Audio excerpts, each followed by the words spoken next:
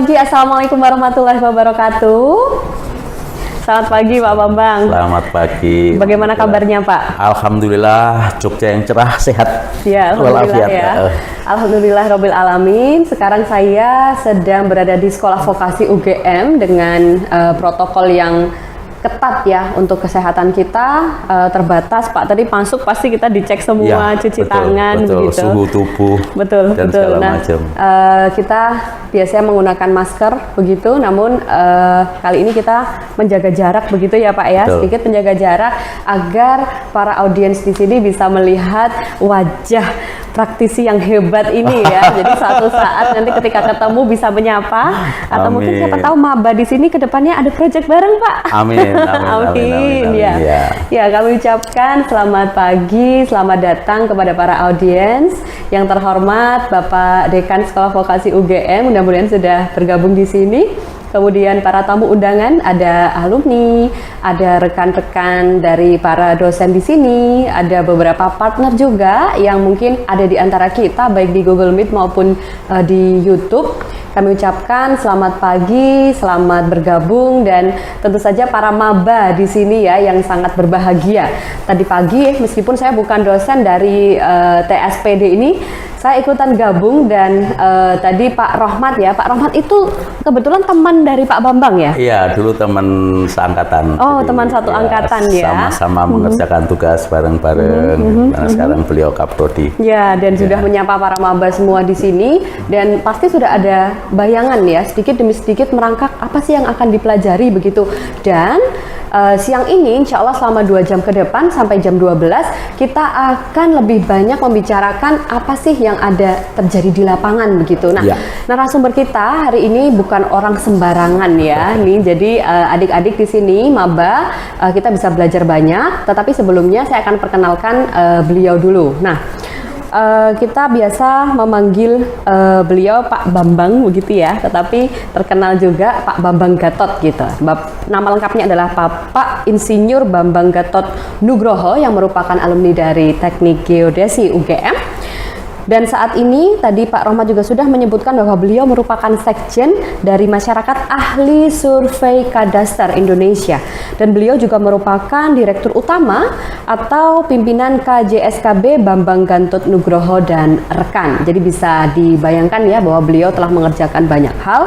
Kemudian juga merupakan seorang general manager di PT Lidar Indonesia Geospasial. Kalau misalnya kita membaca CV-nya satu persatu, maka mungkin akan sampai besok. Tetapi yang jelas beliau ini tidak hanya malang melintang di Jogja saja, di Jawa saja, tetapi di Indonesia sudah melewati berbagai pulau ya Pak, dan ada lebih dari 30 provinsi. Kemudian beliau juga sempat mengambil pendidikan ke Jepang ya Pak untuk khusus, dan menjadi pembicara di Taiwan begitu. Nah, secara ringkasnya nih beliau di tahun 1990 telah melanglang buana di dunia terestris atau darat ya, berangkat dari darat ya Pak ya.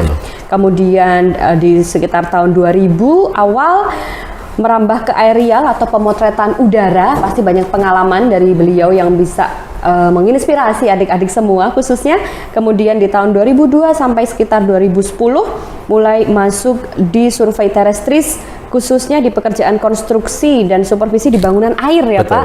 Wah, ini kok di mana-mana banget gitu. Saya yang non survei aja tuh rasanya jadi tertarik gitu. Sayangnya sekarang sudah tertakdirkan untuk di bahasa Inggris Sekolah Vokasi UGM ya. Tapi yang jelas masih tetap bisa ngobrol-ngobrol dan juga mengambil banyak pelajaran. Dan kemudian ternyata ilmu yang dipelajari kalian ini tuh nggak berhenti gitu, karena mulai masuk teknologi 3D laser screening, dan Pak Bambang juga sudah banyak menimba ilmu, mengaplikasikan, dan juga mungkin nanti akan sharing juga dengan teman-teman. Dan kemudian di tahun 2017 sampai sekarang fokus di kadaster survey, begitu ya Pak Bambang. Nah, kira-kira hari ini kita akan membahas 4 hal ya. Yang pertama nanti kita akan membahas tentang 3D laser screening. Apa itu 3D laser screening? Nanti akan dijelaskan. Yang kedua adalah kadastrial ya Pak ya. Survei kadaster. Survei kadaster, kemudian aerial foto, dan yang terakhir adalah terestrial itu sendiri. Betul. Kita balik.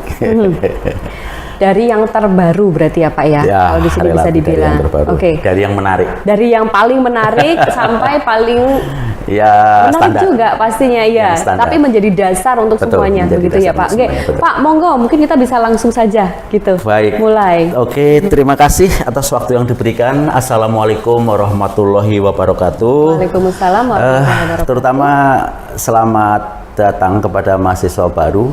Di sini kita akan mencoba untuk memberikan semacam motivasi dan juga pemahaman dasar tentang dunia survei dan pemetaan. Jadi mungkin kita bisa langsung masuk ke materi di presentasi awal di pendahuluan. Jadi intinya pekerjaan survei dan pemetaan itu kalau di dalam definisinya adalah sebuah seni ya, sebuah seni untuk sebuah seni dan teknologi untuk menentukan posisi relatif ya, titik-titik di atas permukaan bumi maupun di bawah permukaan bumi. Nah, tetapi kalau saya menyimpulkan sebetulnya pekerjaan survei dan pemetaan itu adalah sebuah profesi yang maco, tapi sekaligus romantis. Oh ya, menarik nih, maco tapi romantis. Jadi pengertiannya gini, maco itu pengertiannya garang, galak, sesuatu yang menakutkan gitu. Jadi memang yang kita hadapi seperti itu di lapangan. Alam yang kita hadapi, kita akan berhadapan dengan jurang yang dalam, kemudian gunung yang tinggi, ngarai yang terjal, bahkan samudra yang luar biasa. Itu harus kita petakan. Tetapi dalam penggambaran dan pemetaan kita dituntut dengan ketelitian yang sangat tinggi, bahkan itu dalam milimeter presisi. Jadi di situ makanya saya bilang maco, survei tapi romantis adalah sesuatu yang maco tapi romantis. Ya, gitu. itu idaman para wanita gitu. Nah, kemudian satu lagi yang spesial dari pekerjaan survei dan pemetaan adalah dulu itu pada awalnya dimulai dari kadastral, yaitu pengukuran batas bidang tanah milik saya. Itu dimulai dari situ, dan profesi ini berkembang menjadi profesi tertua kedua di dunia. Ya, tertua kedua. Setelah apa Pak? Setelah prostitusi. Nah, ini definisi dari pekerjaan survei dan pemetaan. Kemudian kalau kita lihat sasaran dan tujuan dari prodi sarjana terapan ini, yang pertama dia berbasis keterampilan dan kompetensi. Of course, Anda tidak hanya menjadi operator, tetapi menjadi seorang manajer atau leader yang terampil. Betul. Nantinya kompetensi itu akan ikut dengan sendirinya manakala kita terampil. Gitu. Jadi ada sisi manajerialnya juga, tetapi harus paham kompetensinya, mampu melakukan juga. Jadi conceptually strong, technically able. Nah, itu kalimat itu cantik sekali. Tetapi Anda pun juga harus dituntut untuk mempunyai kualitas dalam aspek kognitif, soft skill, leadership dan manajerial. Apa itu? Akan saya coba nanti saya jelaskan. Nah, di kurikulum ini rekan-rekan mahasiswa baru sekalian nanti akan melalap teori sebanyak 40% dan praktikum 60%. Jadi di sini lebih banyak prakteknya. Ya, tipikal sekolah vokasi ya Pak ya. Betul, tipikal sekolah vokasi seperti itu. Nah, ada beberapa mata kuliah yang menarik. Di sini ada magang. Ada 8 SKS. Ini justru Anda nanti akan digodok di sini. Lalu ada mata kuliah pilihan. Saya yang tertarik itu justru di sini. Keselamatan dan kesehatan kerja, atau di luar itu biasanya disebut HSE ya, Health, Safety and Environmental. Ini keselamatan dan kesehatan kerja ini di oil and gas company, terutama di perusahaan-perusahaan multinasional, ini menjadi sesuatu yang sangat dikedepankan. Ya, nomor satu ya nomor Pak. Satu. Di lapangan, di realnya itu memang sangat dibutuhkan. Jadi sebelum kita melaksanakan sesuatu, kontrolnya sangat ketat di HSE. Kenapa? Karena mereka maunya itu zero accident. Ya, Karena betul. kalau ada accident, otomatis nilai saham mereka akan turun, anjlok. Betul. Karena di publik menilai bahwa wah, Nggak perusahaanmu selamat, tidak ya, nggak oke nih. tidak oke Keselamatannya gitu. nih ya. Nah, sehingga saya sarankan dari mata kuliah pilihan mungkin 2 atau 3, salah satu yang paling menarik adalah ini HSI. Ya. Oke. Lalu tadi saya singgung ada masalah kognitif dan skill. Ini harus melekat pada diri calon-calon surveyor yang berbahagia ini. Ya. Jadi apa kognitif dan skill? Artinya Anda itu harus selain mumpuni dalam pekerjaan Anda juga harus intelektual lah di Ya. situ. Nah itu bisa diraih dengan memperbanyak praktek di lapangan. Otomatis Allah bisa karena biasa ya. Ya. Gitu. Kemudian perbanyaklah untuk mengikuti seminar atau workshop. Gitu. Jadi memperkaya nggak cuma di kampus saja. Iya, expanding your horizon Yes, gitu. Jadi memperluas cakrawala pandang gitu. Termasuk di situ mungkin kalau tidak pure pekerjaan survei dan pemetaan, tetapi ada kaitannya dengan survei dan pemetaan di mana kita menjadi bagian dari teamwork itu. Ya. Nggak ada salahnya kita ikuti. Kemudian hobi yang berkaitan dengan alam, misalkan menyusuri gua, kemudian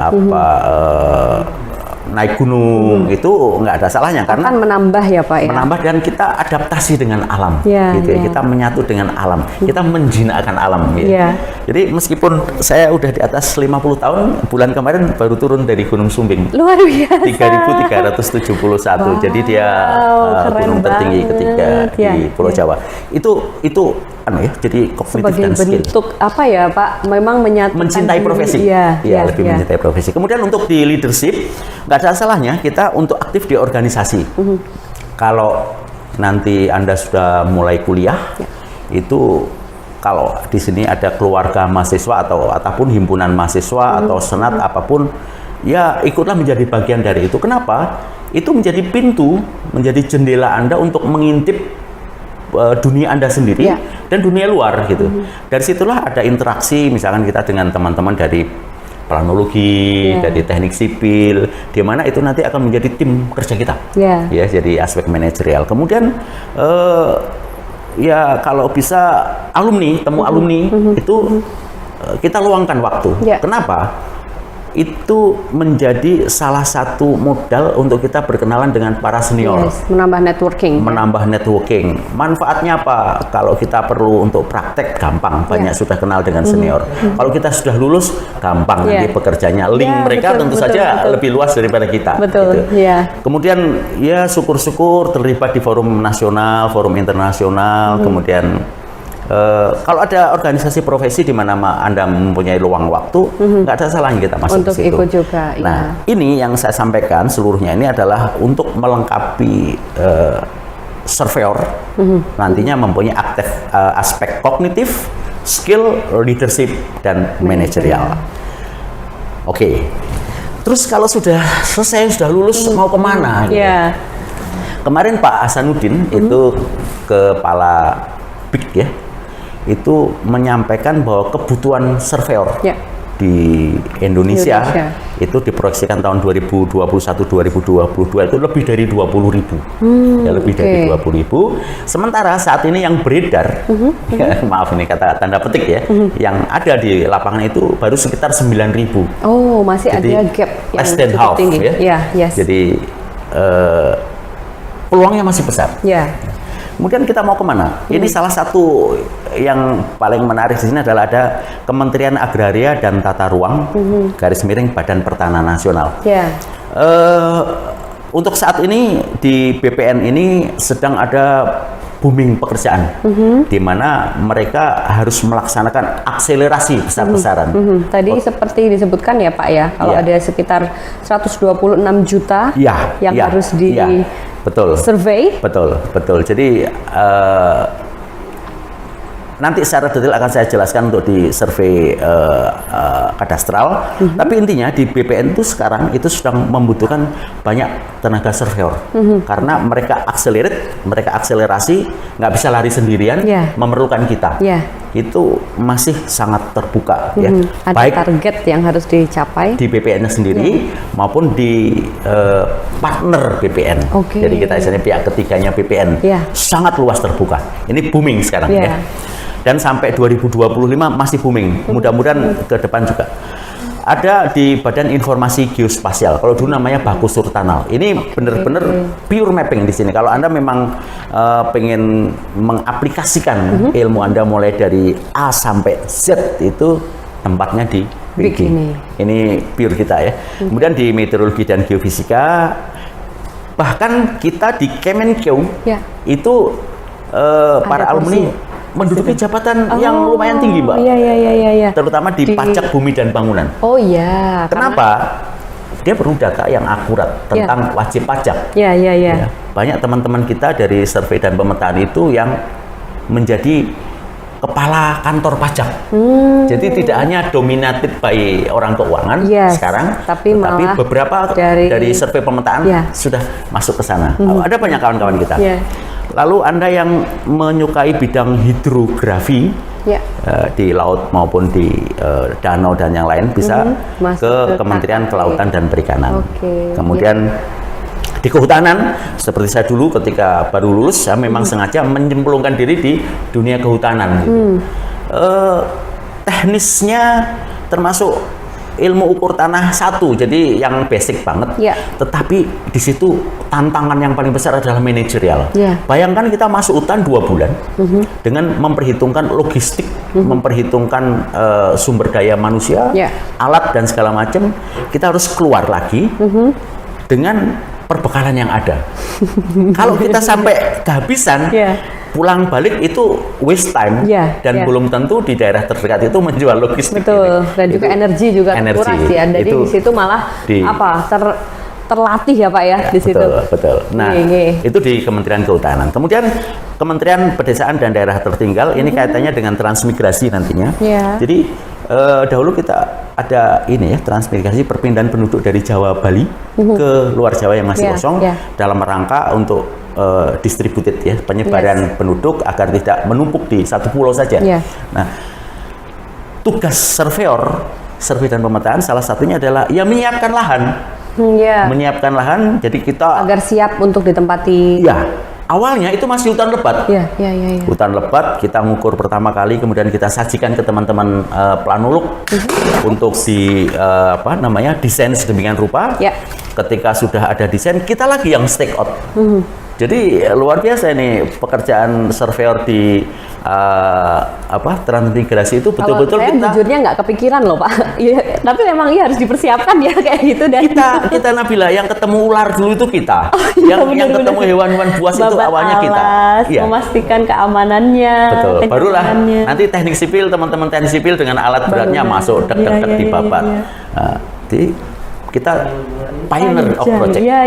Proses panjang itu diawali dari orang-orang survei pemetaan begitu ya. Kemudian ini luar biasa. Kemudian di Kementerian PUPR ini kementerian yang sangat besar. Banyak tenaga kita diperlukan di situ.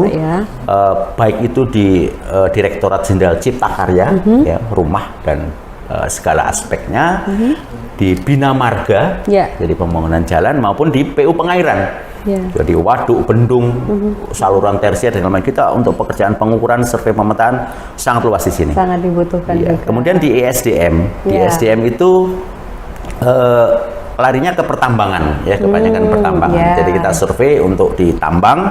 Nah ini uniknya nanti kita bekerjanya tidak day by day ketemu keluarga. Jadi mungkin 24 hari di lapangan, nanti seminggu di rumah. Tapi kalau jabatannya udah tinggi, 2 minggu di lapangan, 2 minggu di rumah, gitu. Seperti itu. Bertahap ya Pak ya. Di Kementerian Perhubungan, salah seorang alumni kita bahkan di Kementerian Perhubungan ini sudah menjabat sebagai direktur untuk lalu lintas perhubungan udara. Jadi itu luar biasa, itu juga terobosan. Membutuhkan ilmu dari survei terutama dan pemetaannya, lebih Pak. ke GPS dan navigasi.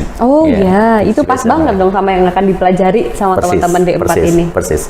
Lalu di Menristek dan Teknologi, jadi mungkin ke peneliti dan dosen, ya. Bappenas, kemudian di BPPT, di Basarnas, di BIN, dan juga banyak di pemerintah daerah. Di Bapeda itu tenaga survei dan pemetaan sangat banyak diperlukan. Ya, itu untuk yang di negeri. Ya, dalam negeri ya Pak ya. Masih ya, banyak belum lagi yang swasta, di swasta maksudnya ya, di sini ya. Swasta. Oke. Ini justru saya juga di sini. Jadi salah satunya di swasta. Jadi bisa kita sebagai surveyor di perusahaan kontraktor. Nah, biasanya polanya kalau di perusahaan kontraktor itu kita akan magang dulu sebagai manajemen trainee. Nanti kalau misalnya itu dinilai baik dan bagus, kita akan menjalani kontrak kira-kira 1 tahun, dan setelah itu ya kita bisa diangkat sebagai tenaga tetap dari kontraktor. Itu bisa kita sebagai surveyor di perusahaan kontraktor. Swasta, ya. Kemudian sebagai konsultan pemetaan, jadi di perusahaan-perusahaan konsultan yang menangani masalah pemetaan, baik itu pemetaan dari darat, pengukuran langsung, maupun dari udara, pemotretan udara, maupun dengan penginderaan jauh. Jadi banyak konsultan pemetaan. Nah, sekarang yang agak booming yang tadi untuk pekerjaan pendaftaran tanah sistematis lengkap ini. Di BPN membutuhkan banyak tenaga survei dan pemetaan melalui KJSKB, ya, Kantor Jasa Surveyor Kadastral Berlisensi. Oh iya, oke. Panjang ya Pak. Jadi perusahaannya isinya survei tapi untuk kadaster tapi berlisensi, gitu. Jadi nggak sembarangan gitu. Terjamin lah ya Pak. Terjamin. Kemudian di perusahaan tambang, ya kita bisa masuk ke situ. Kemudian di migas ini ada bloknya khusus untuk di migas. Ini sumbangan dari kawan Denny ya. Ini silahkan kalau mau dikris, ini luas sekali di situ. Lalu banyak kalau wanita itu biar tadi nggak maco banget dan romantis tadi, mungkin bisa lebih ke GIS, ya. Ada perusahaan ternama seperti SRI, OpenStreetMap, Hexagon Spatial, bahkan di luar negeri. Oh iya, dan jadi juga bisa hanya di Indonesia aja ya Pak ya, tapi di luar negeri. Betul. Karena teknologinya itu dia sama Pak, universal Pak. Sama, universal.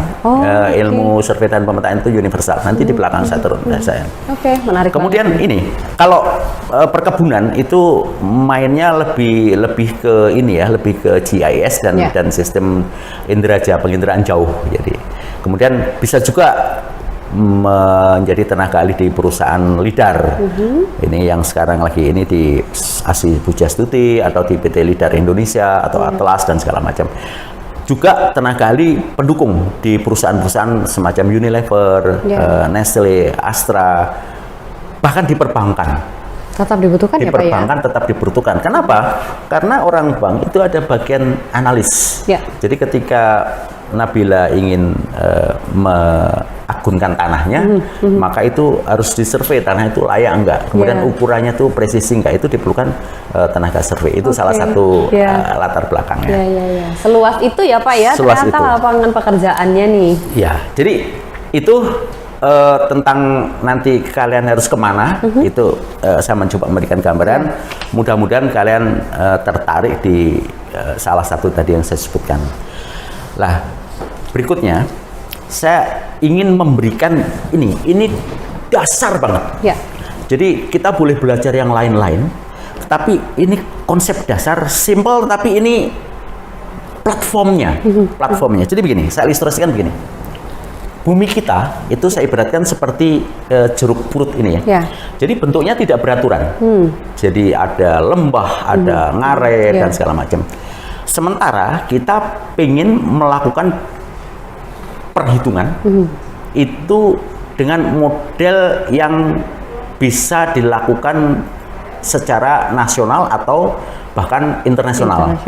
Nah, dari berbagai kajian, maka bumi kita yang bentuknya tidak beraturan, di mana kita bisa melakukan pengukuran, tetapi domainnya adalah dia domain pengukuran, tetapi dia tidak bisa menjadi domain perhitungan karena bentuknya yang irregular, ya, sehingga diperlukan waktu itu ada kesepakatan, disepakatilah. Nah, ini saya ilustrasikan sebagai telur. Ini adalah ellipsoid.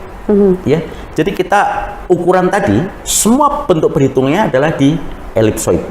Disepakati bahwa bentuknya ellipsoid. Nah, Ellipsoid yang bagaimana? Ellipsoid yang sumbu pendeknya itu adalah sejajar dengan sumbu rotasi bumi. Kemudian massa ellipsoid ini sama dengan massa bumi. Dalam sejarah perkembangannya ada yang terorientasi secara relatif, di mana titik origin 0x-AZ-nya itu diimpitkan ke sebuah titik, itu namanya datum. Ya. Kemudian ada yang berorientasi absolut, di mana titik pusat ellipsoid itu berimpit dengan titik pusat bumi. Susah ya, tapi itu kesepakatannya seperti itu.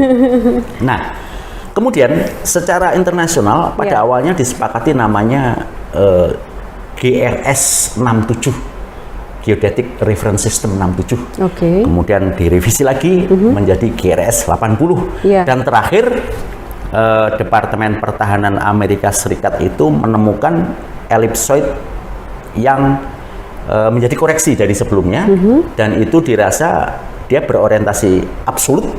Jadi dia paling tepat, namanya adalah WGS 84. Itu yang sekarang dipakai. Jadi itu berdasarkan apa itu Pak, tadi ada 67? Kajian-kajian. Jadi dia nanti ada panjang sumbu pendeknya berapa, sumbu panjangnya berapa, kecepatan terhadap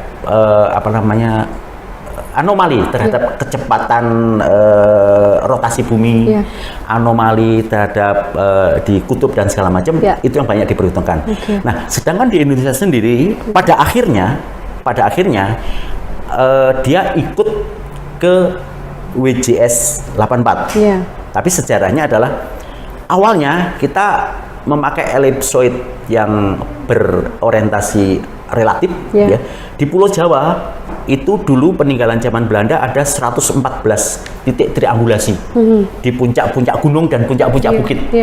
Nah, kita ambil salah satu waktu itu namanya Datum Genuk. Itu ellipsoid referensi kita impitkan ke Datum Genuk. Sehingga dikenal waktu itu tidak seperti itu. Maka dalam perkembangannya si ellipsoid ini didekati dengan yang pertama adalah azimutal. Ini ellipsoid, supaya dia datar, maka dia saya dekati dengan azimutal. Titik yang berimpit adalah di sini. Koreksi yang paling bagus adalah di sini. Ini hanya bisa berlaku secara regional di daerah-daerah yang mepet ini saja yang bagus, gitu. Di daerah lainnya tidak terwakili, sehingga nanti akan banyak azimutal yang lain. Lupakan azimutal. Kemudian pendekatan berikutnya adalah dengan diimpitkan ke konikel, jadi ke kerucut, konikel atau kerucut. Tetapi bisa dilihat di sini bahwa banyak bidang yang berimpit kerucut terhadap si ellipsoid tadi, tetapi lebih banyak di utaranya Khatulistiwa. Artinya konikel ini bagus untuk di daerah-daerah subtropis. Eropa rata-rata itu di subtropis. Maka konikel ini digemari untuk proyeksi peta di Eropa. Indonesia nggak bagus untuk konikel, sehingga karena letaknya di Khatulistiwa itu ya Pak ya. Khatulistiwa, sehingga nah kita pakai pendekatannya adalah tabung. Atau transversal. Di sini semua bidang bisa di Khatulistiwa cover ya Pak ya. Maka koreksinya menjadi lebih kecil, sehingga disepakati kita memakai ellipsoid referensi WGS 84 atau DGN 95 dan memakai sistem proyeksi transversal Mercator yang sifatnya universal. Atau tabung itu tadi ya Pak ya? Tabung. Jadi proyeksinya tabung. Nah, berikutnya kita bicara masalah proyeksi peta. Ini yang harus dikuasai luar kepala oleh adik-adik mahasiswa. Yaitu kalau tadi konikel ini agak susah. Tadi kita sepakat untuk proyeksinya di tabung. Atau UTM, sehingga ini kunci dasar yang harus dipegang, tidak boleh tidak. Tabung tadi ketika dibuka menjadi bidang datar, menjadi proyeksi dari 360 derajat lingkaran bumi. Ketika dia buka, gitu, maka Indonesia yang dulu waktu SMA mungkin terletak di 6 derajat lintang utara, 11 derajat lintang selatan, 95 derajat bujur timur sampai 141 derajat bujur timur. Dalam bahasa pemetaan itu dia dimasukkan ke dalam zona antara zona 46 sampai zona 54. Oke. Ya. Ini yang harus dikuasai oleh kawan-kawan mahasiswa sekalian. Misalnya kita ambil contoh zona 48. Aturan mainnya begini. Lebarnya 6 derajat. Ya. Central meridian itu garis originnya ini. Garis origin Y dan ini garis origin X. Khatulistiwa dianggap sebagai garis origin Y. Oke. Aturan mainnya adalah angka Y ini diberikan angka 500.000.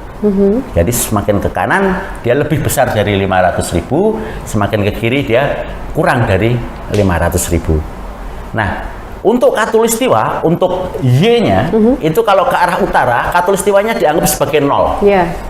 Tetapi kalau ke arah selatan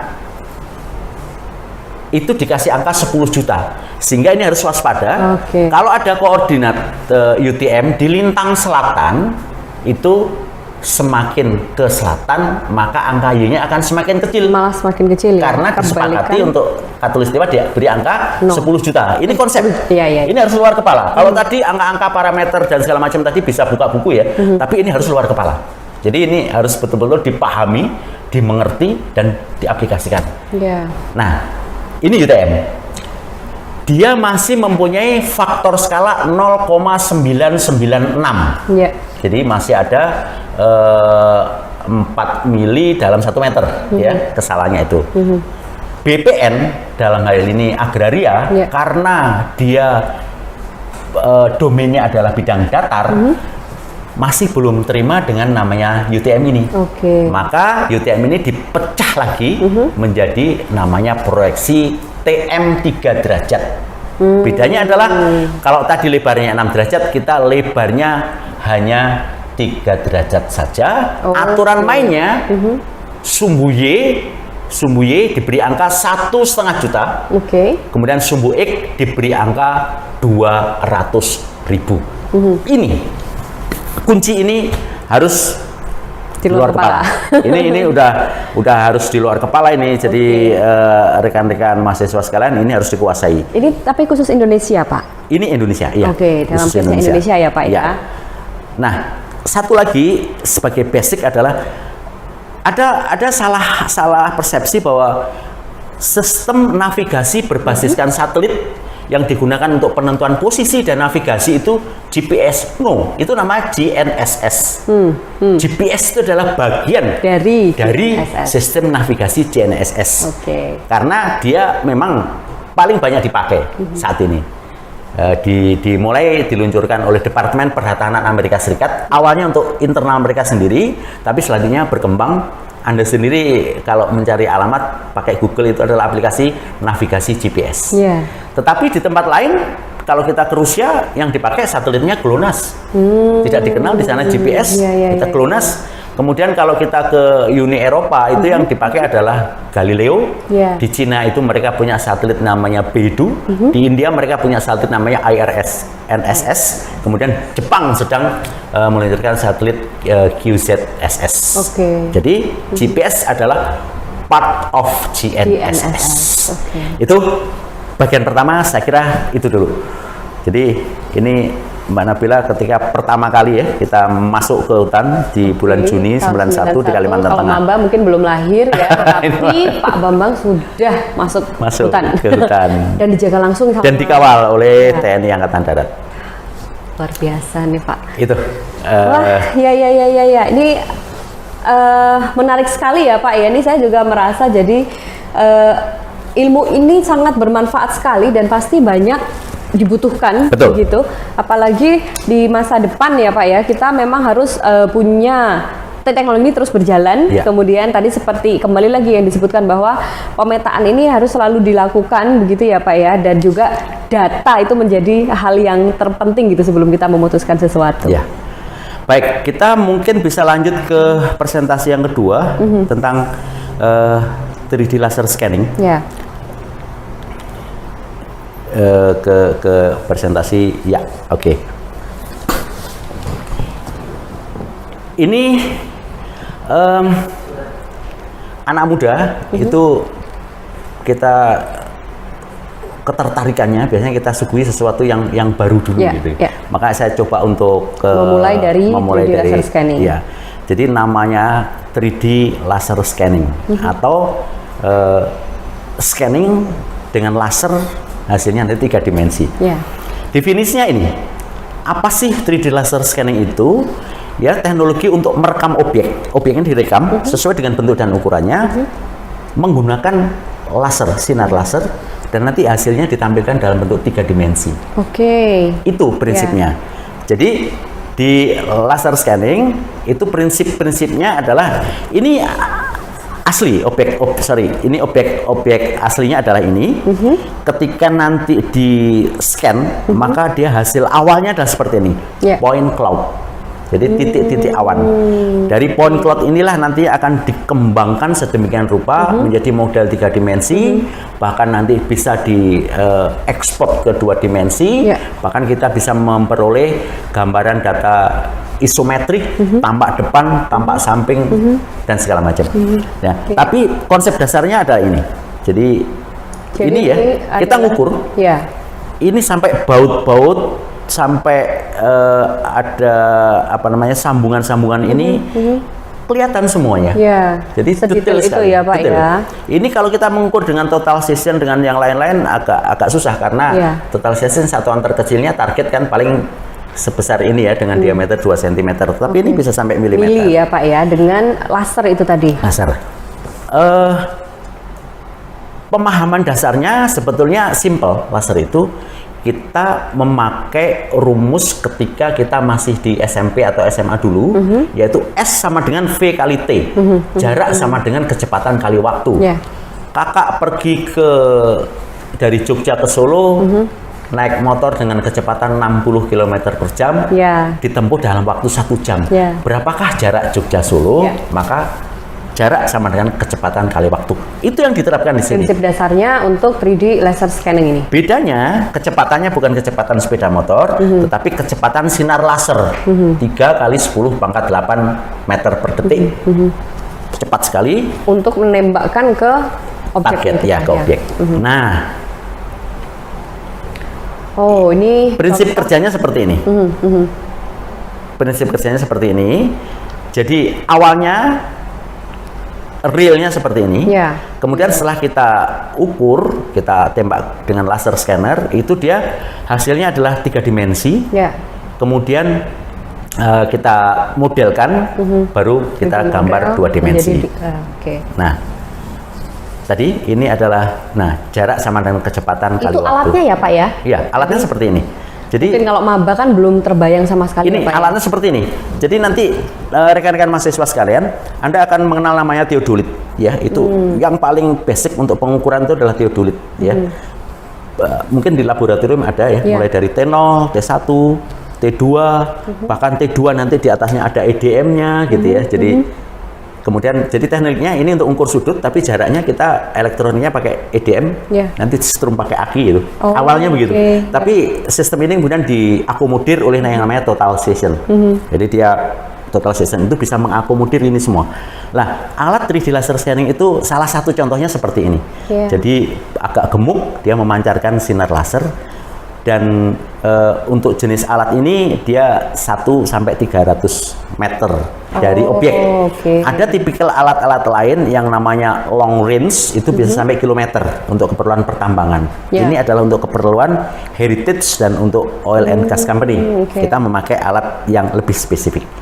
Nah, bandingannya kalau kita melakukan survei konvensional dengan tadi yang saya sebutkan teodolit dan segala macam, itu kita mengambil data, kita ukur, kita record baik automatically maupun memakai record manual. Itu rata-rata 1 poin itu memerlukan waktu 5 detik.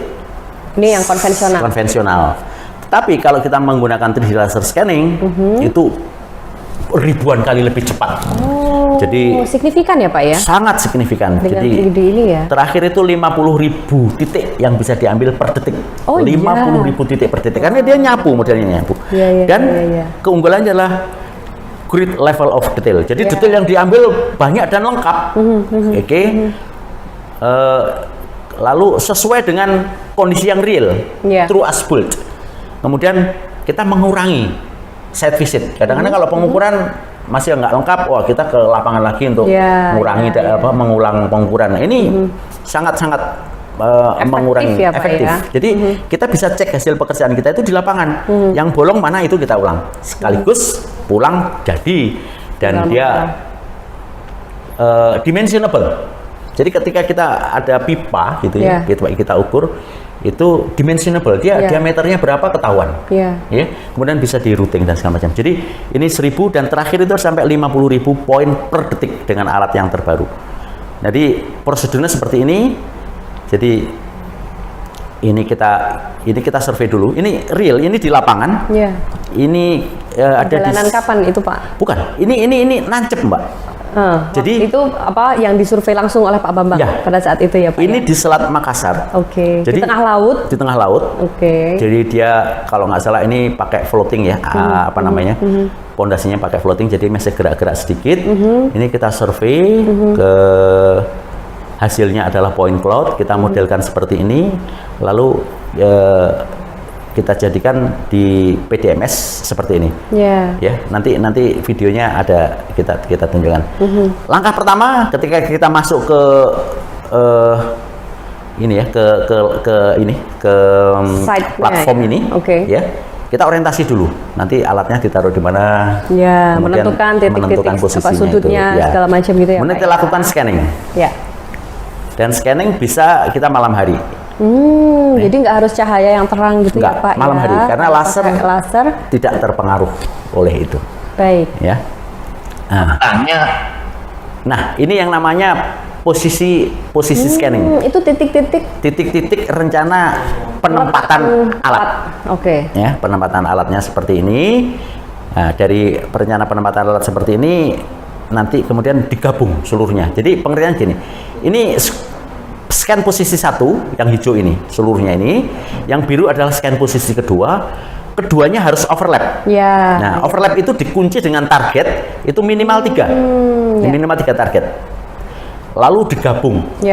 Kembali ke titik awal itu harus memenuhi ketelitian paling tidak di bawah 5 mm. Maksimal toleransinya 5 mm ya, Pak ya. Untuk menghasilkan gambar yang presisi dan 3D itu tadi 3D, ya, Pak ya. Jadi ya mungkin teman-teman yang maba bisa mulai membayangkan lah ya. Jadi dia benar-benar menghasilkan sesuatu yang 3D sehingga memang harus dari sudut yang berbeda. Nah, ini yang sudah digabung, Nabila. Jadi tadi dari scanner 1, 2, 3, 4, 5 digabung semuanya menjadi seperti ini, baru kita modeling. Ini baru kita modeling. Ini hasilnya seperti ini. Kita modelkan. Dia bisa di-convert kemana-mana. Bahkan misalkan kita pengen tahu cuma pipanya saja. Yang lainnya bisa disembunyikan, bisa di-hidden. Kita pengen tahu seperti ini, strukturnya saja.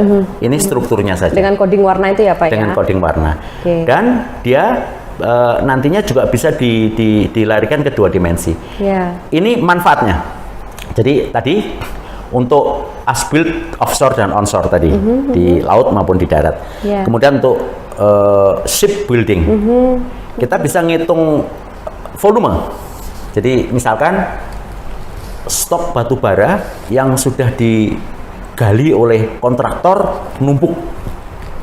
Saya sebagai owner kan harus bayar itu. Berapa meter kubik ini? Gitu. Kalau kontraktor cenderung dinaikkan. Tapi kalau owner cenderung diturunkan. Pak ini 10.000 Pak. Enggak, itu 8.000. Pakai 3D scanning semuanya diem, nggak bisa ngomong karena itu udah data real. yang fix ya, real. Fix, ya, itu seperti itu.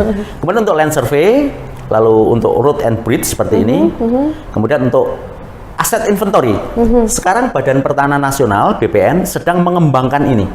Jadi dia tidak hanya survei 2 dimensi bidang tanah, tidak, tetapi dia sudah mengembangkan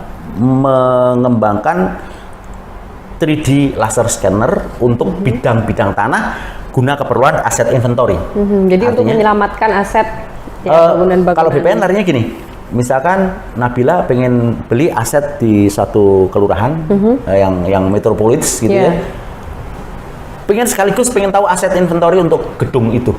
Nah, sehingga nanti Anda bisa memperhitungkan, oh saya harus mengeluarkan biaya sekian. Oke. Jadi untuk aset inventory. Juga untuk heritage. Nah, ini tadi untuk menyelamatkan tadi. Untuk menyelamatkan diri, heritage. Kita punya Borobudur. Ketika Borobudur runtuh, kita nggak punya data 3D-nya. Gimana? Gitu. Repot ya kalau mau ribut lagi susah. Nah, alhamdulillah sekarang kita udah punya ya untuk Borobudur, candi-candi yang lain kita sudah punya. Ya, memang bermanfaat banget ilmunya ya, Pak. Bahkan untuk paleontologi, ini ada fosil gini ya, ini ada fosil dinosaurus, kita scan. Nanti suatu saat dia lapuk, kemudian ini salah satu tulangnya hilang dan segala macam, kita bisa rekonstruksi. Nih, pekerjaan ini. Nah, ini saya kasih contoh untuk kita mau melaksanakan pekerjaan oil and gas. HSE-nya ketat. Jadi kita mulai dari harus pakai helm, kemudian harus pakai sarung tangan. Itu overallnya itu harus anti api. Jadi sepatunya itu juga harus ada untuk sepatu khusus untuk survei. Itu dari sisi PPE ya, personal equipment-nya. Itu seperti itu. Ditambah lagi alat itu harus safe ya.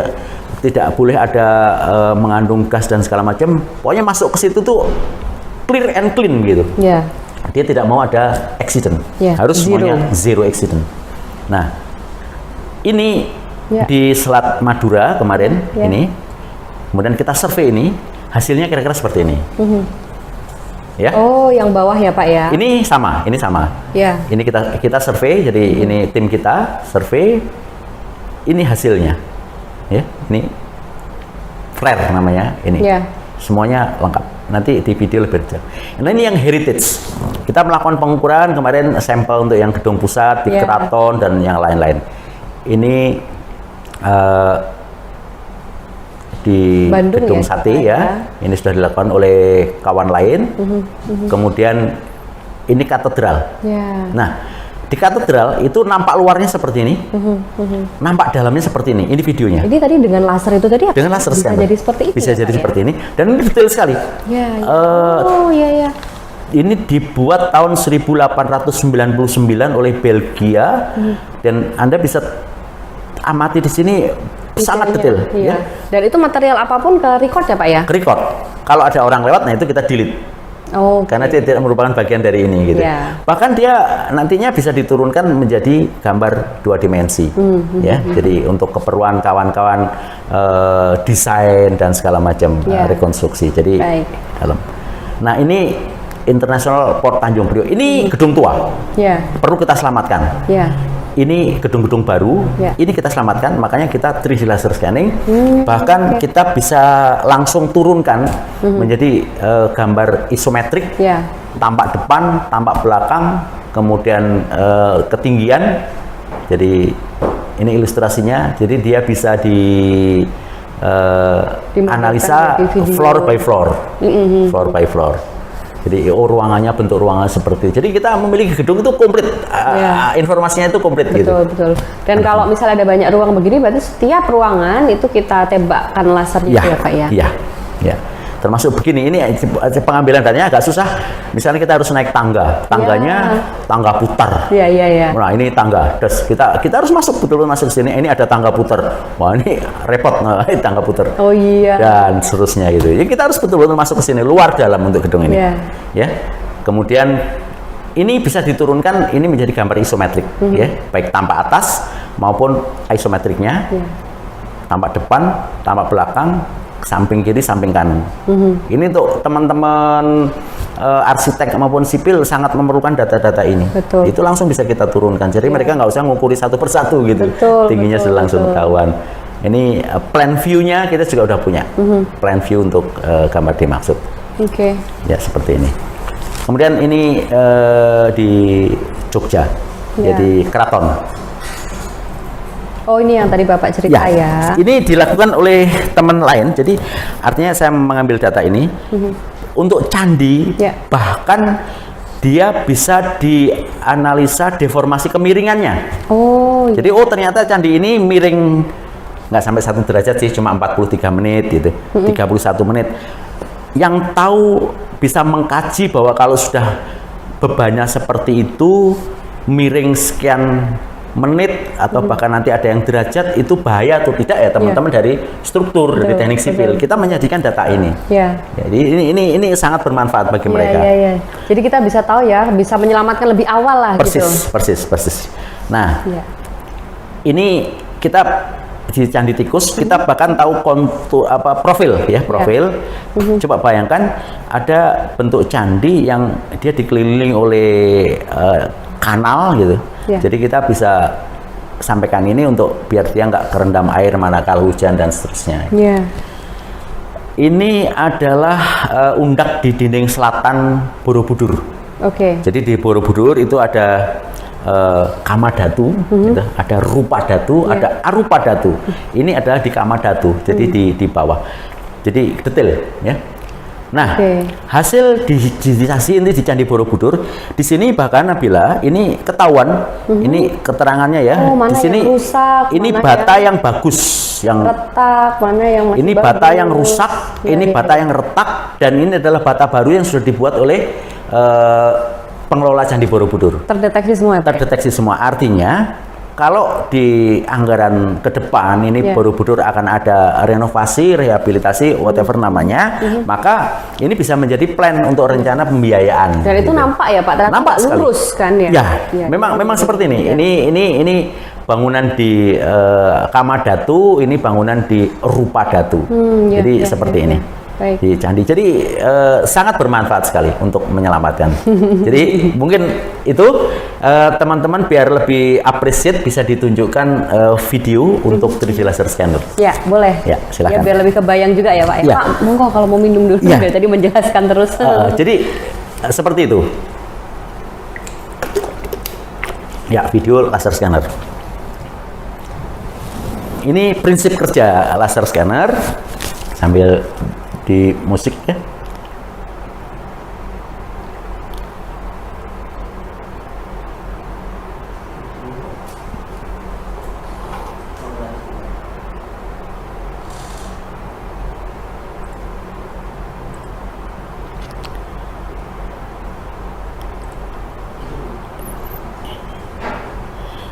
Dia memancarkan sinar laser. Kemudian secara vertikal dia bisa bergerak 270. Secara horizontal dia otomatis bergerak 360. Jadi kalau alat itu kita letakkan di tengah ruangan ini, maka dalam waktu singkat sudah kesapu semuanya. Jadi gedung itu disapu dengan tadi konsep jarak sama dengan kecepatan kali waktu. Dan nanti bisa diatur ya Pak ya, berapa milimeter atau berapa senti. Betul. Ada namanya line space, itu untuk mengatur kerapatan dari 3D laser scanning ini.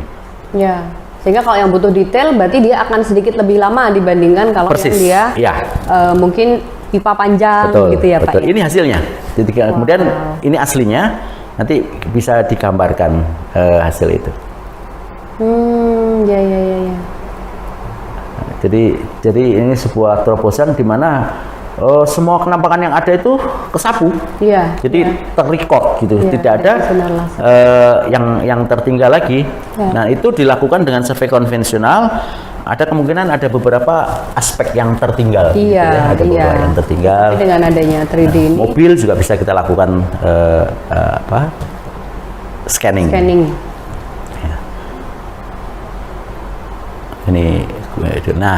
Ini kita di offshore, jadi di tengah lautan. Ini yang kita scan. Target yang kita scan tuh ini tim scannernya. Jadi kita bersama dengan teman-teman ada di tengah laut selama kurun waktu tertentu, boring juga. Ini hasilnya.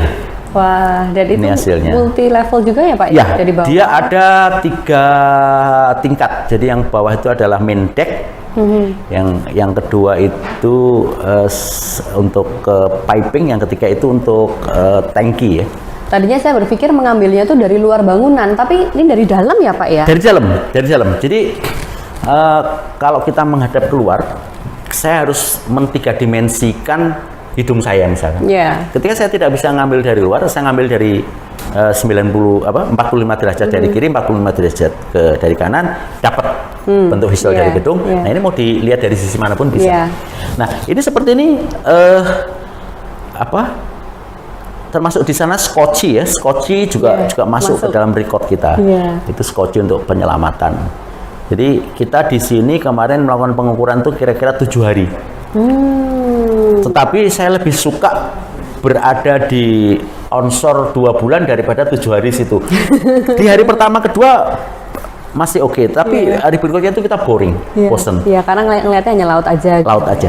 Ini yang di onshore, jadi yang di daratan. Ini tim ukur kita yang di daratan. Ini tim ukur kita untuk di darat ya, dengan sama tadi. Memang laki-laki semua, Pak? Kebetulan dia. Kebetulan. Tapi sebenarnya perempuan pun nggak masalah. Nggak masalah. Oh ya. Tadi kan pesannya Pak Rohmat jangan takut hitam gitu katanya. tapi sebenarnya cepat hitam tapi cepat balik lagi. Seperti ini. Memang panas. Jadi kemarin yang di Rio itu kita sampai 32, 33 panas sekali. Oh iya. Karena panas banget. Dari atas sinar matahari dipantulkan oleh pasir, bawahnya minyak kan gitu. Jadi memang suhunya sangat luar biasa. Tantangan ya. Ini boiler ya untuk AC itu juga kita bisa ini. Dan ini langsung sekaligus kita berikan warna untuk membedakan satu dengan yang lain. Misalkan untuk kuning kehijauan itu adalah untuk minyak. Ya. Kemudian yang biru, Pak, biru yang biru tua itu adalah untuk struktur. Sipil ya. Kalau yang biru muda itu adalah untuk gas. Ya. Nah, cenderungnya biasanya merah atau agak kecoklatan itu untuk hidran, untuk air. Jadi di sini ada 3 komponen yang mengalir, yaitu air, yang liquidnya 2, yang ini satunya gas. Yang liquidnya berupa air dan minyak. Itu liquid. Yang gas itu karakter pipanya sedikit berbeda karena dia tidak liquid, tetapi pressure-nya sangat tinggi. Jadi mendesain pipa untuk minyak dan mendesain pipa untuk gas itu berbeda. Jadi karena dia ada pressure, ada tekanan. Kalau minyak kadang-kadang bocor sidik itu ketutup sama cairannya itu ketutup. Tapi kalau gas nggak ada cerita, harus betul-betul sangat-sangat rapat gitu. Ini bahkan semua. Dan ini kalau di program itu kita bisa buka ya. Yang atap itu kita bisa buka, lihat dalamnya apa. Kemudian yang di dalam box itu kita bisa nanti buka. Nanti pengolahannya di softwarenya. Di softwarenya. Jadi teman-teman sangat termanjakan oleh adanya 3D laser scanning ini. Nah, ini di International Port C Tanjung Priok. Tadi yang sudah saya sampaikan. Ini gambar tadi ya. Gedung tua yang perlu diselamatkan. Ini gedung tua yang perlu diselamatkan. Mungkin kalau bentuk nggak boleh berubah seperti kebijakan kota tua di beberapa daerah. Tetapi karena dia strukturnya mungkin bisa jadi sudah mulai melemah, tentu harus ada perlakuan-perlakuan dari teman-teman konstruksi ya, tanpa merubah bentuk aslinya. Itu yang harus dipertahankan ini. Ya, masuk kawasan atau cagar budaya pasti tetap harus bentuknya asli. Persis. Nah, ini dia dikepung, Nabila. Di sana ada gedung yang besar, yang tinggi, di sana ada. Tapi ini dipertahankan. Ini kebijakan Pemda DKI untuk mempertahankan gedung-gedung tua yang ada. Gitu. Ini peninggalan dari zaman Belanda. Khasnya catnya itu keren seperti itu. Iya. Ini seru banget sih Pak, kita membicarakan tentang 3D laser scanning sampai tidak terasa nih, nanti kita tinggal setengah jam aja untuk 3 hal yang lain. Nggak apa-apa, nanti kita ya yang lain nggak masalah. Kita coba untuk masuk sekarang. Ini sebenarnya prinsipnya saya hanya ingin menunjukkan ke rekan-rekan mahasiswa baru untuk agar ada apresiasi terhadap pekerjaan Anda nanti seperti ini gitu. Sebegitu menariknya. Jadi kalau belajarnya nggak benar-benar itu sayang gitu. Maka manfaatkan 4 tahun yang ada itu untuk memperkaya diri Anda. Jadi belajar yang tekun, kuasai dasar-dasar teori, praktekkan langsung. Kuasai yang konsep-konsepnya saja. Nanti setelah kita praktek, yang detail-detail, yang istilahnya teori-teori sunnah itu akan ketemu sendiri. Jadi kita learning by doing. Jadi kita belajar sambil mempraktekkan. Itu akan lebih masuk, akan ketemu gitu. Itu prinsipnya itu. Lalu perkaya diri Anda dengan hal lain tadi untuk expanding your horizon gitu. Jadi lengkap gitu. Mungkin kita bisa, ini sama dengan yang tadi, kita bisa masuk ke untuk survei terestris, survei kadastral. Kadastral, ya. Ini menarik dan sekarang menjadi booming survei kadastral karena BPN sendiri sedang tanah ini ya Pak, sedang accelerate ya, nomor 4. Ya. Untuk para mahasiswa nih yang tergabung dalam Google Meet juga mungkin boleh untuk mulai mengajukan pertanyaan ya, tapi nanti kita akan bahas sebelum kita di akhir gitu. Sekarang kita akan mendengarkan dulu nih, masuk ke materi kadastral Pak, monggo Pak, terkait tanah. Nah, baik. Jadi judulnya adalah survei kadastral. Jadi sebenarnya ini simple, survei bidang tanah. Jadi tadi proyeksi yang dipakai adalah yang paling kecil distorsinya, itu scale faktornya itu 0,9999, jadi mendekati 1. Jadi pengukuran sama kondisi real di lapangan itu hampir sama. Nah, gini, ceritanya begini. Kita sekarang punya 126 juta bidang tanah di seluruh Indonesia. UPA itu disahkan tahun 1960. 1960 sampai 2016, selama 56 tahun, ya, ulangi 56 tahun, dari 126 tadi, kita hanya bisa memetakkan dalam ini BPN 51 juta bidang. Jadi ada sekitar 75 ya? Masih 79. Jadi artinya 56 tahun bisa menyelesaikan 51 juta bidang. Jadi rata-rata per tahun nggak sampai 1 juta. Kenapa bisa kayak itu? Bisa seperti itu? Ya, memang kondisinya seperti itu. Maka sisanya yang 70 sekian ya, 70-an juta bidang, itu logikanya kalau ini 51 diselesaikan dalam waktu 56, yang 79 itu logikanya diselesaikan dalam waktu 80 tahun. Tapi kalau BPN dengan cara lama. Kalau dengan cara konvensional. Tapi BPN mempunyai kebijakan ini harus diselesaikan tidak dalam waktu 80 tahun, tapi dalam waktu 8 tahun saja. Jadi ada akselerasi yang sangat luar biasa. Makanya itu dinamakan pendaftaran tanah sistematis lengkap. Jadi kita benar-benar lari. BPN sendiri memerlukan bantuan kita untuk mewujudkan gagasan ini. Dan ini sudah dimulai, Nabila. Kemarin tahun 2017 itu secara nasional sudah dipetakan sebanyak 7 juta bidang. Itu oke, bisa. Kemudian tahun 2018 itu bisa 9 juta bidang. Ada peningkatan. Oke. 2019 kemarin ada 11 juta bidang. Terus naik terus. Dan ini 2020 juga sekitar 12 juta bidang. Terus-menerus kita meningkat. Untuk mengejar itu apa ya? Jadi tujuannya apa? Supaya tanah yang belum terdaftar itu akhirnya terdaftar semuanya. Tetap tadi harus yang di luar kepala, dia ada di zone Yogyakarta ada 49.1, dia ada di TM3, dia di zone 49.1. Jadi tetap ini harus di luar kepala tadi. Nah, ini yang penting. Jadi secara garis besar aja saya jelaskan bahwa di PTSL itu produk akhirnya adalah sertifikat. Produk akhirnya sertifikat. Tetapi sertifikat itu merupakan perkawinan, kalau saya bilang itu perkawinan antara aspek data fisik dengan aspek data yuridis. Itu disurvei bersama-sama, kemudian dikawinkan, jebret, diumumkan, nggak ada komplain, jadi sertifikat. Nah, di Puldasik atau pengumpulan data fisik kita lakukan ukur di lapangan. Tetapi di BPN itu sangat kuat menerapkan asas namanya itu kontradiktur delimitasi. Artinya, misalkan Nabila memiliki bidang tanah, you harus tahu patok-patok bidang tanah yang dimiliki. Kemudian saksikan pengukurannya.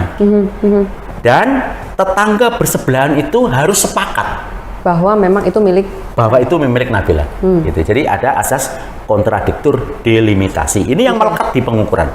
Kemudian setelah sampai gambar, aspek yuridis juga dikumpulkan. Ya. Apa itu aspek yuridis? Tadi fisiknya sudah ada. Itu tanah milik siapa? Misalkan tanah milik Bambang gitu ya. KTP-nya Bambang mana? Ini. Kakaknya mana? Ini. Sudah bayar pajak apa belum? Ini. Lalu ada namanya alas hak. Alas hak itu intinya adalah berisi asal usul tanah ini dari mana. Oh. Ya, kalau di Jogja sebagai sampel itu kemarin pakai letter C. Ya, di desa itu ada letter C. Di letter C itu di desa itu ada histori dari tanah itu. Misalkan dulu punya Pak Suto, diwariskan kepada anaknya namanya Pak Noyo. Pak Noyo dijual kepada Pak Waru. Ya. Pak Waru dihibahkan kepada anaknya Pak Dadap. Pak Dadap baru saya beli misalnya. Nah, itu udah klop, dikawinkan jebret, diumumkan, nggak ada yang komplain, baru diterbitkan sertifikat. Oh. Jadi sangat hati-hati. Iya, betul. Dan satu lagi, BPN karena ini sudah sifatnya nasional, itu semua peta yang ada itu harus dilandingkan secara nasional dan online ke KKP namanya, komputerisasi kantor pertanahan. Jadi semuanya harus dimasukkan ke sana.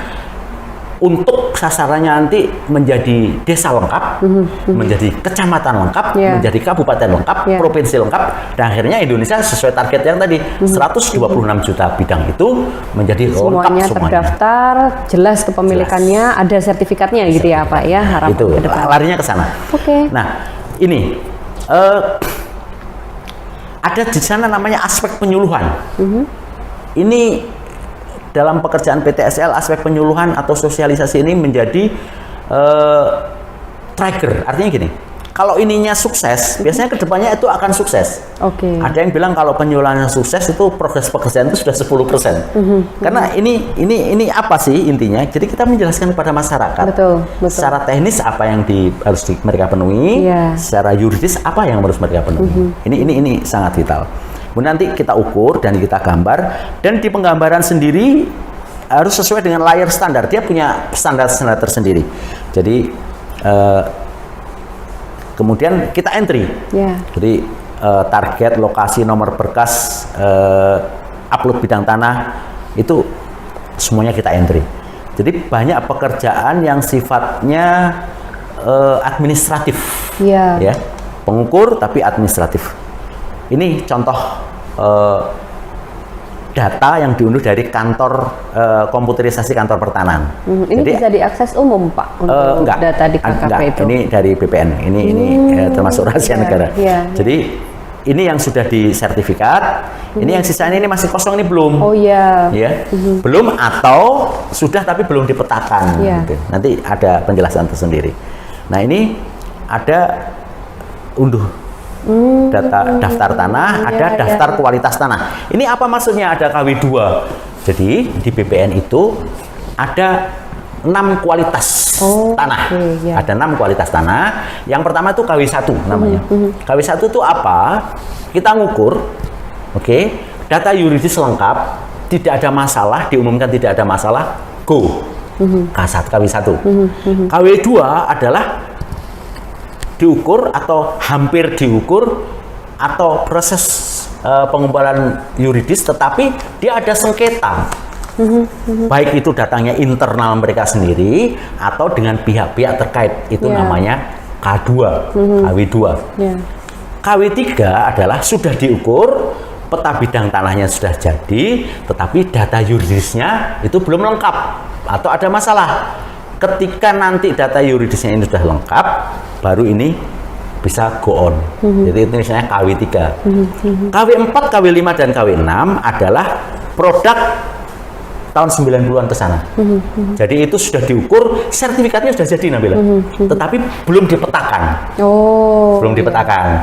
Yang di KW5 itu mungkin surat ukurnya hilang, yang di KW6 itu daftar tanahnya yang hilang. Jadi KW4, 5, 6 itu menjadi tugas berikutnya untuk mapping. Jadi ini produk lama, ini kita petakan ke komputerisasi kantor pertanahan. Sehingga nanti diperoleh desa lengkap.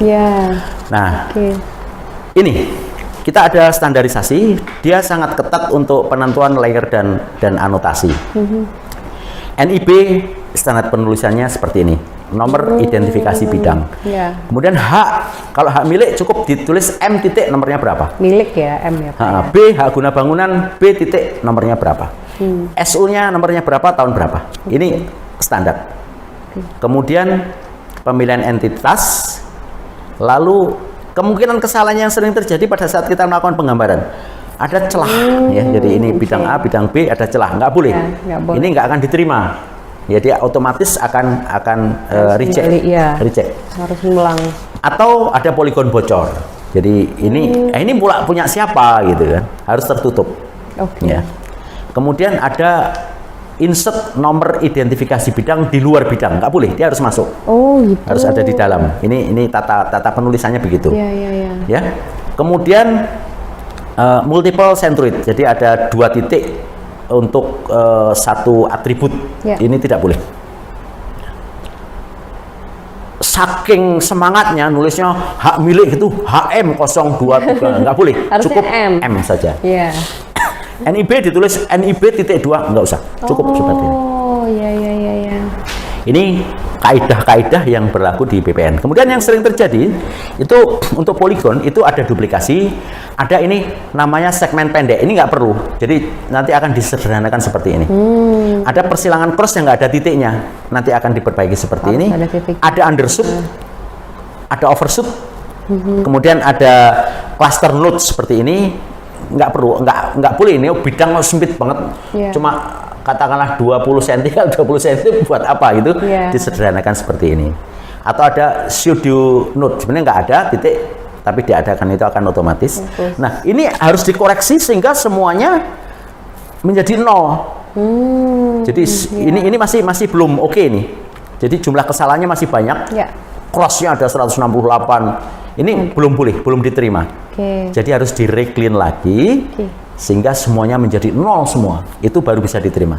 Ini contoh peta bidang tanah. Kemudian ada kontrol kualitas, ya, ada pekerjaan kontrol kualitas. Nah, agar lebih jelas, kemarin kita melaksanakan pengukuran, mungkin bisa ditunjukkan video untuk di BPN-nya. Ya, video untuk BPN. Jadi di BPN itu pengukurannya sebetulnya simple. Pengukuran ansihnya itu simple, tetapi dia harus melihat kajian-kajian yang lain. Ya, mungkin bisa dibesarkan juga untuk videonya, musiknya mungkin agak siang-siang ini agak bagus. Jadi kita akan coba lihat untuk pelaksanaan kemarin. Nah, ini pelaksanaan PTSL kemarin di Gunung Kidul. Jadi langkah pertama tetap kita harus koordinasi. Ya, ini dengan Pak Kakanwil, dengan Pak Kakantah dan juga jajarannya. Kemudian ini para staf yang ada, ketua tim adjudikasi, dengan kepala seksi, kita ada koordinasi sebelum pekerjaan itu kita mulai. Kemudian ada sosialisasi tadi yang seperti saya bilang, penyuluhan. Jadi kita harus bisa juga datang ke desa-desa, bisa juga dilakukan penyuluhan langsung ke masyarakat. Ini kita ke Ibu Lurah, ya, kebetulan di desa Sidoarjo itu ada Bu Lurah. Jadi meliputi penjelasan juga ya Pak ya, pekerjaannya. Ya, tetap. Jadi intinya survei itu bahkan untuk di pekerjaan di BPN itu surveinya saja itu mungkin hanya sekitar 30%. Ini seperti pekerjaan-pekerjaan ini, sosialisasi. Ini cukup menyita waktu juga. Tapi harus kita laksanakan dengan happy, ya. Ini kalian melatih untuk manajemen, untuk leadership, bicara di depan umum, bagaimana tidak boleh pendekatan terhadap warga, nggak boleh grogi gitu, ya. Itu salah satu contoh. Nantinya akan ketemu sendiri. Tapi intinya tetap istiqomah untuk mempelajari dasar teori, praktekan, dan nanti akan ketemu. Lalu untuk pembuatan peta kerja kita kemarin melaksanakan sendiri drone. Jadi pemotretan dengan drone. Nah, ini untuk titik kontrolnya kita pakai GPS. Nah, ini drone-nya terpaksa kita harus naik ke atas bukit karena vegetasinya sangat terjal. Kalau kita terbangkan di sini mungkin bisa nyangkut. Jadi kita agak ke atas agak naik ke atas ke puncak bukit gitu. Nah, ini kita kan luas itu. Jadinya kita bisa memperoleh gambaran turunnya itu lebih luas lagi. Ini hasilnya. Jadi ini hasilnya. Ini yang kita pakai untuk dasar kerja itu ini. Nah, di situ. Kemudian kita lakukan pengukuran yang tadi saya sampaikan, pengukuran, dan medannya ini tim ukur 1, tim ukur 2, kemudian ada tim ukur 3 dan ketua pengukur. Nah, ini di lapangan kita tetap harus dekat dengan masyarakat. Jadi konfirmasi dulu sebelum melaksanakan pengukuran ya. Medannya seperti ini. Jadi kita harus masuk ke bebatuan, ke cadas gitu, naik turun cadas seperti ini. Ini tantangan tadi yang saya bilang maco tadi seperti ini. Ya, saya bilang maco tadi seperti ini, tantangannya seperti ini. Wanita apa nggak bisa? Banyak teman-teman itu anak buah yang melaksanakan survei itu wanita. Nanti mungkin ada di video. Jadi itu melaksanakan pengukuran seperti itu, harus naik bukit dulu, itu beberapa ada wanita yang melaksanakan pekerjaan survei di BPN. Nggak masalah. Nggak masalah. Jadi seperti itu. Ya, tetap kita harus semangat. Nah, ini salah satu titik turun. Jadi dia ada di bukit ya. Jadi kita terbangnya dari sana. Wah, menarik banget nih Pak. Baik. Untuk kadastral ya Pak ya.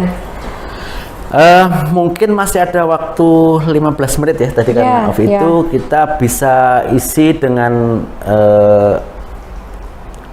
presentasi di aerial foto dan langsung nyambung. Jadi 6 sama 8 aja. 6 dulu. Ya, kalau tadi sudah menjelaskan tentang kadastral, sekarang kita masuk ke aerial foto. Ya, fokusnya di apa ini Pak? Kalau aerial foto nih Pak? Jadi kita melaksanakan pengambilan data itu dengan wahana pesawat, pemotretan, ya, pemotretan. Jadi ini saya ilustrasikan kita melayang gitu ya. Gitu. Jadi fotogrametri. Ya. Oke. Metode pemetaan objek-objek di permukaan bumi dengan menggunakan foto udara sebagai media. Sekarang kita sudah pakai lidar, teknologi seperti tadi. Tetapi saya pingin mahasiswa saya tahu dasar-dasarnya dulu. Jadi kenapa kok seperti itu? Jadi gini, kalau kita ingin mendapatkan peta foto dan peta garis dengan metode fotogrametri, itu sangat panjang. Jadi persiapan, melakukan pengukuran, kemudian pemotretan udara dan pengukuran kontrol. Jadi di atas dipotret, di bawah dilakukan pengukuran kontrol horizontal. Waktu itu pakai poligon, itu disatukan. Jadi biar proyeksinya adalah ortogonal, pakai namanya triangulasi udara. Nah, dari triangulasi udara kita akan mendapatkan foto yang stereo maupun foto tunggal untuk dilakukan rektifikasi dan seterusnya. Akhirnya didapatkan peta garis dan peta foto. Intinya itu. Nah, yang penting ini mungkin kawan-kawan dosen agar diberikan pembelajaran ini kasih tugas hitungan, nggak usah pakai kalkulator karena angka-angkanya nggak begitu susah. Jadi untuk menentukan tinggi terbang, pesawat kita harus terbang berapa sih? Gitu. H sama dengan skala foto kali angka skala. Angka skala, misalnya kita pengen skala fotonya 5.000 misalnya, dengan pakai kamera super wide angle, maka biasanya kalau kita terbang 5.000 itu kita dari ground average kita terbangnya itu 750 meter. Kalau kita mau pakai skala 10.000 itu kita terbang dari ground average itu kira-kira 10.000. Nah, terbang di 5.000 dan terbang di 10.000 apa bedanya? Kalau terbang di 10.000 itu relief displacement-nya, pergerakan bumi terhadap kita secara relatif itu slow, kalem. Ya, seperti kalau kita naik mobil ngelihatnya jauh. Tapi kalau 5.000 itu cepat sekali relief displacement. Seperti kalau kita naik mobil tapi ngelihatnya objek yang terdekat, kadang-kadang pusing. Itu yang dialami di atas sana. Kita harus juga bisa secara manual menghitung jarak antara dua jalur. Jadi ada track 1, track 2 itu harus bisa dihitung. Jaraknya berapa. kemudian interval waktu pemotretan. Ini sangat penting. Jadi kalau dulu itu kita menggunakan kamera itu shutter speed-nya itu bisa di setel. Interval waktu pemotretan, shutter speed. Jadi overlapnya berapa, skalanya berapa, kecepatan pesawatnya berapa. Kalau kecepatan pesawat, kalau Anda pakai penerbangan komersial itu biasanya 800 km per jam. Tapi kalau pesawat untuk survei itu biasanya cuma 200 km per jam. Nah, itu interval waktu. Jadi setelah navigator memberikan arahan ke pilot, kemudian dia akan memberikan perintah kepada kameramen. Oke, masuk track, kamera on. Itu akan otomatis setiap katakanlah 15 detik atau 16 detik si kamera itu sudut bukaan kameranya akan buka sendiri. Shutter speednya krak, tek, tek, tek, krak, tek, tek, tek, krak. Itu awalnya seperti itu fotogrametri itu. Nah, kita ada pengalaman yang menarik, Nabila, waktu kita sedang melaksanakan pemotretan udara di daerah yang sangat sibuk, seperti di Jakarta, di Surabaya, di Makassar. Kita sedang on track. Katakanlah satu jalur itu kita perlu waktu setengah jam. Oke, kamera on, siap. Ya. Krek, tek, tek, tek, krek. Radio bunyi. Kita waktu itu call sign-nya itu Papa Kilo Vector Charlie Delta. Ya. Dari menara. Papa Kilo Vector Charlie Delta, tolong heading dulu karena Garuda Indonesia hendak mendarat. Rencana setengah jam baru dapat 2 tik atau 3 tik, ya terpaksa kita heading dulu karena si Garuda mau mendarat. Ketika kita mau masuk lagi, menara izin mau masuk on track lagi, tunggu sebentar, Mandala sedang take off. Itu nyakitin gitu tuh, asem gitu. Nah, kebetulan waktu itu atas saran dari Mas Bambang Herianto ya, dari Atlas Data Satya, urus namanya notem. Jadi notem itu semacam VVIP untuk kita pemotretan.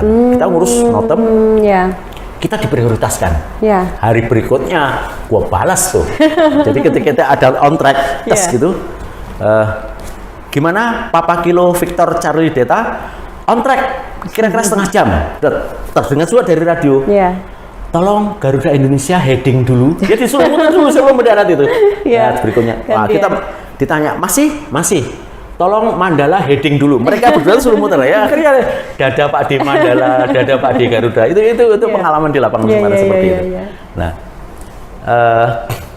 ada premak di lapangan itu ada premak. Jadi titik tanda yang nantinya bisa dibaca di foto ya waktu itu. Seperti ini.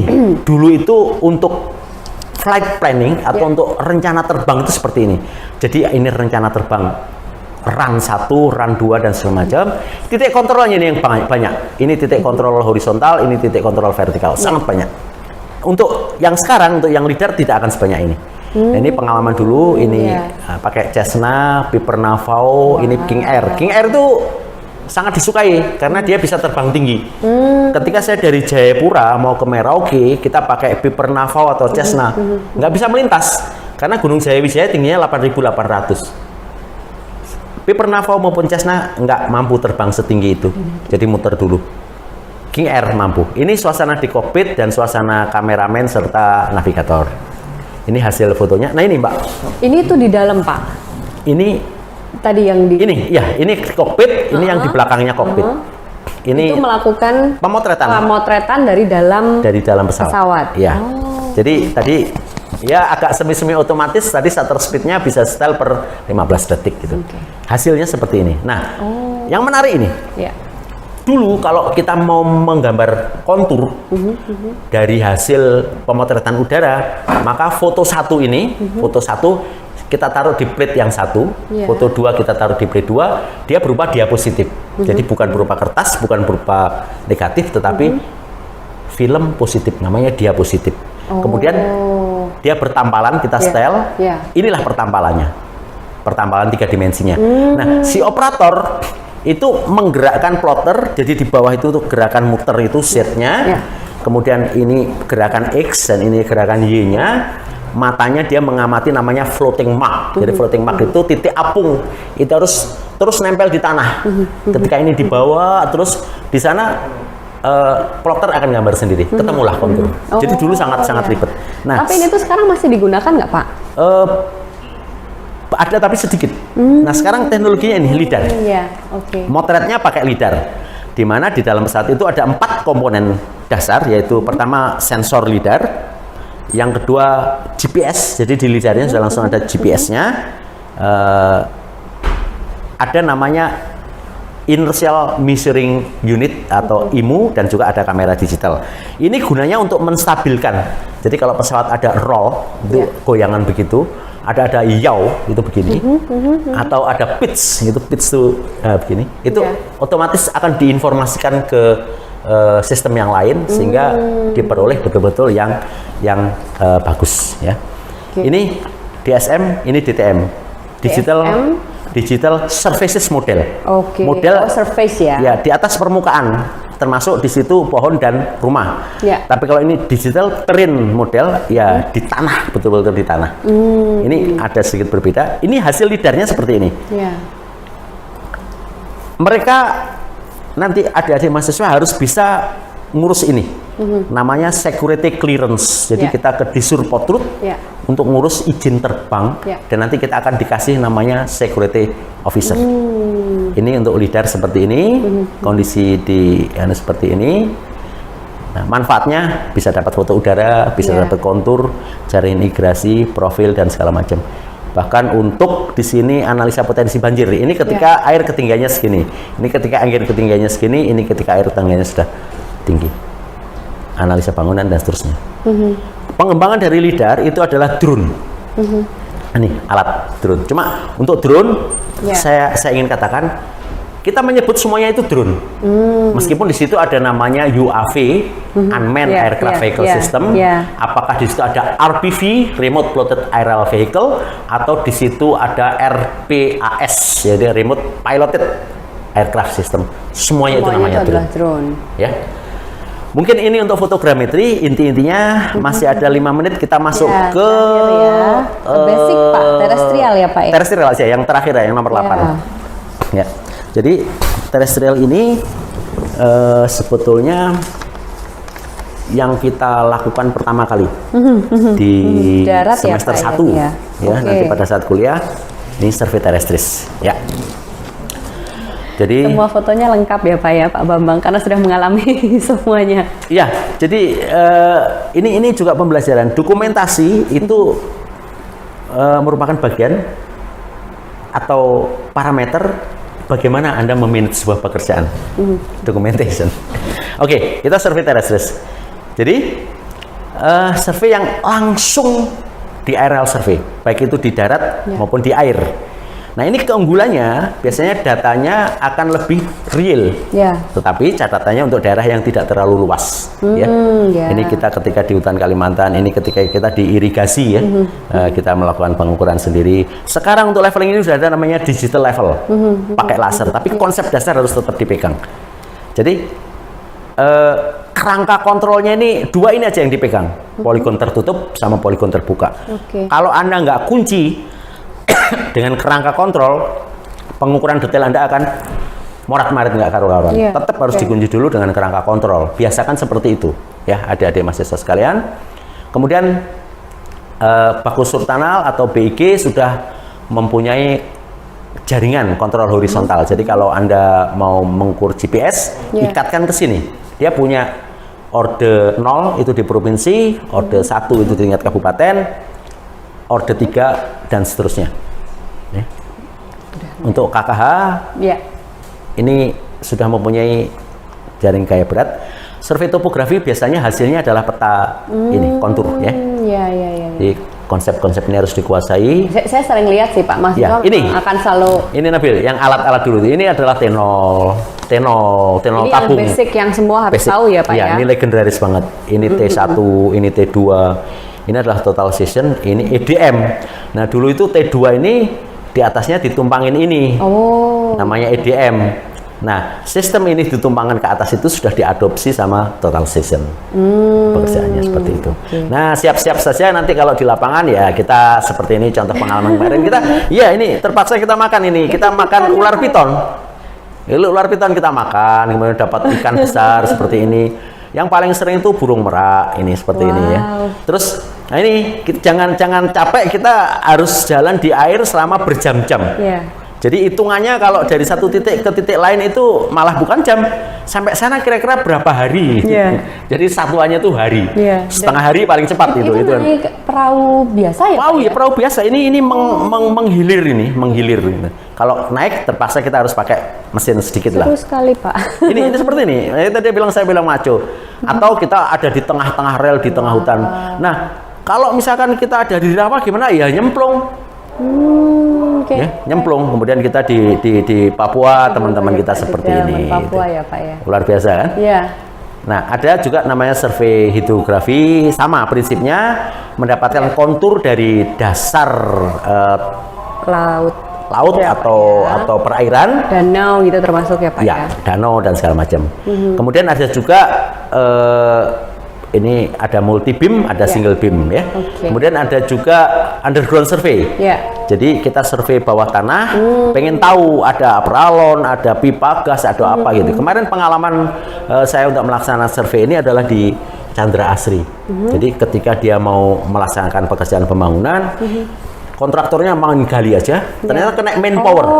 Kena manpower, semuanya shutdown. Mati langsung. Dan itu termonitor sampai ke Amerika sana. Akhirnya kena marah. Terus kontraktor cara menggalinya pelan-pelan saja, karena dia takut gitu. Progresnya lama. Kita dipanggil untuk melaksanakan survei ini, langsung sekaligus untuk identifikasi di lapangan. Akhirnya ini sudah ada, koordinasi sudah ada, kita garis pakai pilok itu, di sini ada pralon ini, sangat cepat. Progresnya sangat cepat. Terakhir yang ingin saya sampaikan adalah KKNI. Jadi kalian adik-adik mahasiswa setelah nanti lulus, tadi saya bilang harus kompeten. Kompeten itu ada parameternya, ada ujiannya. Jadi ini ujian untuk di bidang informasi geospasial. Jadi nanti penyelenggaranya itu bisa dari BIG, bisa dari Ikatan Surveyor Indonesia, bisa dari MASKI. Nanti silakan. MASKI juga bisa MASKI ya, bisa. Pak ya. Sekarang LSP MASKI sedang digodok untuk menyesuaikan dengan peraturan menteri yang baru. Jadi nanti bisa ke IG, bisa ke SP, bisa ke MASKI. Nah, skemanya apa? UK-nya apa, ini nanti udah ada di sini semua, silahkan nanti dibaca. Kemudian bisa dilengkapi oleh masing-masing mahasiswa selama belajar, begitu ya Pak ya. Nah, ini penjenjangan di kadastral seperti ini untuk di MASKI, ya, berbeda dengan yang tadi. Baik, saya kira itu semuanya coba kita sampaikan, mudah-mudahan bisa memberikan pemahaman, gambaran ke adik-adik mahasiswa dan juga motivasi. Intinya selain Anda belajar itu berusaha untuk melengkapi diri Anda sendiri untuk expand your horizon sehingga Anda diharapkan menjadi lengkap seperti sasaran dan tujuan pendidikan tadi yang disampaikan. Betul. Mungkin silahkan kalau ada pertanyaan. Ini menarik sekali sih Pak, bagi saya yang awam ya terhadap hal ini pun bisa mendapatkan penjelasan yang komprehensif dan juga melihat apa yang dilakukan oleh Pak Bambang selama berarti totalnya sudah berapa puluh tahun ya Pak? Ya 29 tahun ini di lapangan. Nah, untuk pertanyaan yang akan kita jawab, ini metodenya seperti apa ya? Mungkin akan ditampilkan di chat begitu atau boleh? Yang ada pertanyaan begitu untuk bidang-bidang yang telah dijelaskan begitu oleh Pak Bambang ya. Kita membuka sampai nanti maksimal pukul 12 begitu. Atau apapun tentang dunia survei pemetaan, misalnya ada di luar kerangka tadi, kita coba untuk menjawab. Kalau bisa kita jawab. Kalau misalnya belum, nanti mungkin by email kita akan jawab satu persatu. Jadi sangat terbuka ya Pak. Kalau pertanyaan pertamanya dari saya boleh nggak Pak? Monggo. Misalnya nih, saya nih seorang mahasiswa baru kan Pak. Nah, apa yang harus dilakukan atau apa yang harus dimiliki sampai kita lulus nanti supaya Pak Bambang nih ya akan melirik saya gitu? Apa nanti yang akan dilihat sih pertama kali gitu? Misalnya selain ijazah dari Sekolah Vokasi UGM, dari Prodi TSPD gitu. Kemudian hal lain apa gitu? Kalau teman-teman itu bisa jadi acuannya adalah IP, Indeks Prestasi Akademik. Kalau saya lebih cenderung saya tes langsung. Jadi dengan sedikit wawancara, kemudian sedikit menggunakan alat, itu saya akan tahu dia itu kapasitasnya itu di mana gitu. Oh, dites langsung, silakan gunakan alat ini, Iya. kayak gitu ya Pak? Atau wawancara, bagaimana kamu coba urutan cara menggunakan GPS itu bagaimana? Oh, langkah pertama ini dulu Pak, ini salah. Kenapa? Powernya on kan dulu. Gitu. itu salah satu. Iya. Jadi silakan. Jadi tesnya tuh langsung Ya. untuk menunjukkan Kalau saya kemampuan begitu. yang sudah dilakukan gitu ya Pak ya. Yes. Jadi nggak hanya melihat dari IPK-nya saja begitu. Ya, saya enggak, itu IPK itu menurut saya masih perlu lagi dipertajam. Oke, ini kita sudah mendapatkan beberapa pertanyaan Pak. Mungkin bisa kita urutkan dari yang pertama. Apakah pengalaman magang saat kuliah, karena kita wajib ya Pak, Iya, memang magang iya. itu bisa dijadikan pengalaman ketika kita melamar gitu. Nah, apakah kemudian topiknya saat magang itu harus linear dengan pekerjaan yang akan dilamar? Ya, jadi itu sama dengan kita membuat CV. Jadi pengalamannya adalah pada saat kerja praktek. Jadi tulis saja kerja praktek, kita melakukan pengukuran di situs dan di mana misalnya. Nggak apa-apa, ditulis saja. Nanti kami sebagai pihak yang akan menerima Anda gitu, itu akan bisa mengukur.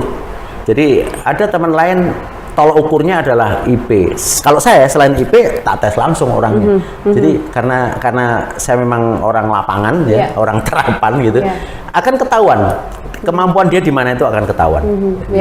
Jadi ditulis saja. Ditulis ya. saja Kalau itu memang sebagai fresh grade pasti kan pengalamannya pengalaman magang, pada saat kuliah kerja atau praktek lapangan atau kuliah kerja nyata atau apapun ya, pas magang nggak apa-apa ditulis saja. Silakan ditulis. Kita akan tahu. Oke, terjawab ya. Yang kedua, bagaimana menjadi surveyor kadaster berlisensi? Ya, jadi gini, SKB Surveyor Kadaster Berlisensi itu ada dua.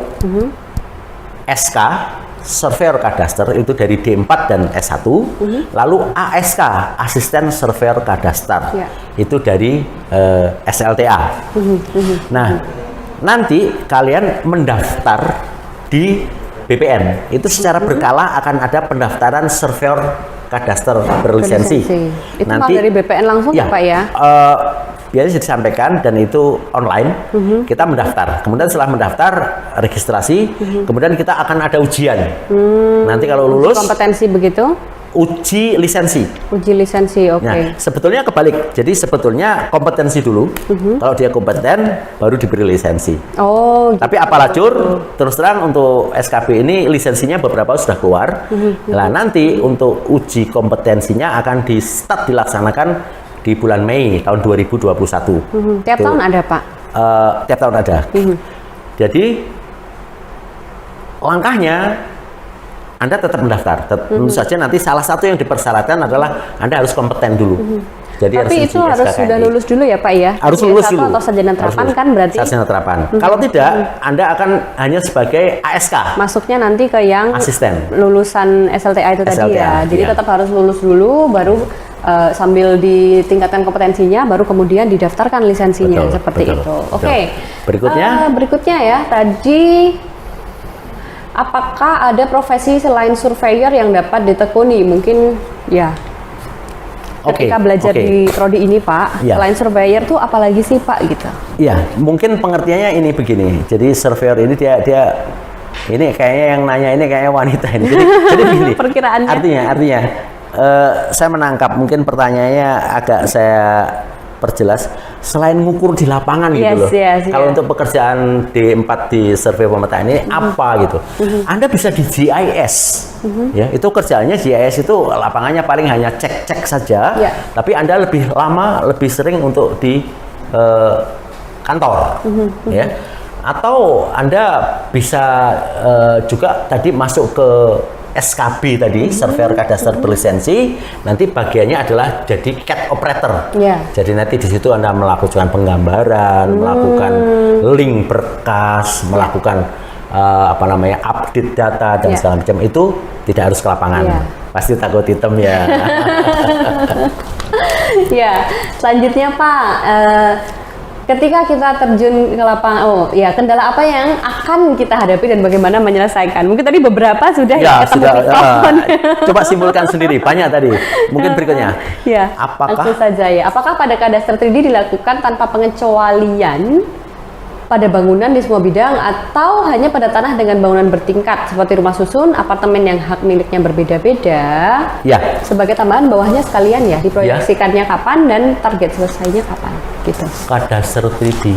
Oh, oke. Ini kaitannya kadastr 3D di Iya. BPN. Oke. Ya. Terus terang untuk kadastr 3D di BPN itu just starting. Jadi kita sedang mulai untuk itu. Sedang mulai. Lah, tadi pertanyaannya selesainya kapan? Lah, ini sedang dimulai ya. Nanti selesainya ya kalau sudah selesai. Artinya gini. Artinya kalau selama ini yang kita ukur itu hanya bidang tanah, kemudian kita berikan sertifikat. Itu bidang tanahnya adalah 2 dimensi. Nah, sekarang ada kajian aset. Jadi kita misalkan ada klien yang hendak berinvestasi di daerah situ, atau untuk pengelola Pemda misalkan dia pengen tahu kondisi rumah susunnya dan segala macam, itu yang kita lakukan 3D laser scanning. Jadi untuk aset ya, untuk aset.